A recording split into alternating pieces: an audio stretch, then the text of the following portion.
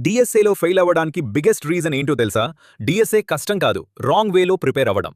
చాలా మంది students first day నుంచే హార్డ్ ప్రాబ్లమ్ సాల్వ్ చేయడానికి ట్రై చేస్తారు. రిజల్ట్ ఏంటి?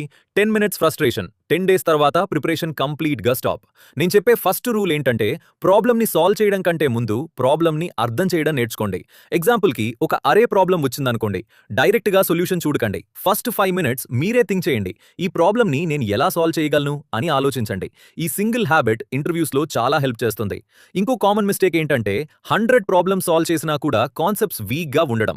ఎందుకంటే చాలా మంది సొల్యూషన్ కాపీ చేసి నెక్స్ట్ ప్రాబ్లమ్‌కి వెళ్ళిపోతారు. కానీ మీరలా చేయకండి. ఒక ప్రాబ్లమ్ సాల్వ్ చేసిన తర్వాత నేను ఈ సొల్యూషన్‌ని ఇంకొకరికి ఎక్స్‌ప్లెయిన్ చేయగలనా అని మీరే అడగండి. ఎక్స్‌ప్లెయిన్ చేయలేకపోతే ఆ కాన్సెప్ట్ ఇంకా స్ట్రాంగ్ అవ్వలేదు అని అర్థం.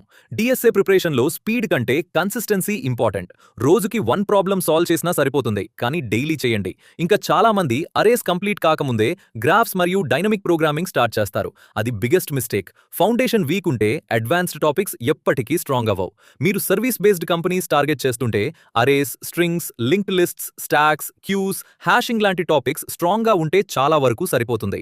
కానీ ప్రోడక్ట్ బేస్డ్ కంపెనీస్ టార్గెట్ చేస్తుంటే ప్రిపరేషన్ ని నెక్స్ట్ లెవెల్ కి తీసుకెళ్లాలి. ట్రీస్, హీప్స్, గ్రాఫ్స్ మరియు డైనమిక్ ప్రోగ్రామింగ్ లాంటి అడ్వాన్స్డ్ టాపిక్స్ ని కంపల్సరీగా కవర్ చేయాలి.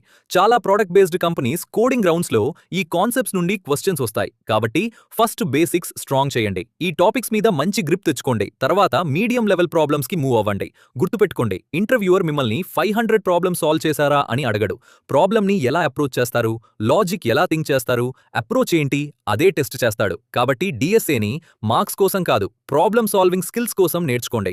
నేను ప్రాక్టీస్ చేసిన అండ్ ప్లేస్మెంట్స్ లో ఫ్రీక్వెంట్లీ అడిగిన డిఎస్ఏ క్వశ్చన్స్ లిస్ట్ ని డిస్క్రిప్షన్ లో పెట్టాను. సేవ్ చేసుకుని ప్రాక్టీస్ చేయండి. నా అబ్జర్వేషన్ ప్రకారం ఈ క్వశ్చన్స్ లో చాలా వరకు 80% ఆన్ క్యాంపస్ ప్లేస్మెంట్స్ లో డైరెక్ట్ గా అడుగుతారు. కాబట్టి ఈ లిస్ట్ ని అస్సలు మిస్ అవ్వకండి. వీడియో యూస్ఫుల్ అనిపిస్తే లైక్ చేయండి, ఫ్రెండ్స్ తో షేర్ చేయండి. ఇంకా ఇలాంటి ప్లేస్మెంట్ ప్రిపరేషన్ కంటెంట్ కోసం ఛానల్ ని సబ్స్క్రైబ్ చేయండి.